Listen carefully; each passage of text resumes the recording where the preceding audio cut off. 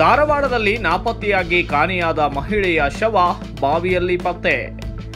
ಇತ್ತೀಚೆಗೆ ನಾಪತ್ತೆಯಾಗಿದ್ದ ಮಹಿಳೆಯ ಶವವೊಂದು ಧಾರವಾಡದ ಚರಂತಿಮಠ ನಗರದಲ್ಲಿರುವ ಬಾವಿಯೊಂದರಲ್ಲಿ ಪತ್ತೆಯಾಗಿದೆ. ಈ ಘಟನೆ ಇಂದು ಬೆಳಗಿನ ಜಾವ ಬೆಳಕಿಗೆ ಬಂದಿದ್ದು, ಶವವಾಗಿ ಪತ್ತೆಯಾದ ಮಹಿಳೆಯನ್ನ 55 ವರ್ಷದ ಚರಂತಿಮಠ ನಗರದ ನಿವಾಸಿ ನೀಲವ್ವ ಬಸಪ್ಪ ವಾಡಿ ಎಂದು ಗುರುತಿಸಲಾಗಿದೆ. ನೀಲವ್ವ ಅವರು ಏಪ್ರಿಲ್ 30ರಂದು ಮನೆಯಿಂದ ಹೊರ ಹೋಗಿದ್ದರಿಂದ ನಂತರ ನಾಪತ್ತೆಯಾಗಿದ್ದರು. ಮನೆಯವರು ಸುತ್ತಮುತ್ತ ಎಲ್ಲ ಸಂಬಂಧಿಕರಲ್ಲಿ ಹುಡುಕಾಡಿದರೂ ಯಾವುದೇ ಸುಳಿವು ಸಿಕ್ಕಿರಲಿಲ್ಲ. ಬಳಿಕ ಶಹರ ಪೊಲೀಸ್ ಠಾಣೆಯಲ್ಲಿ ನಾಪತ್ತೆ ದೂರು ನೀಡಲಾಗಿತ್ತು.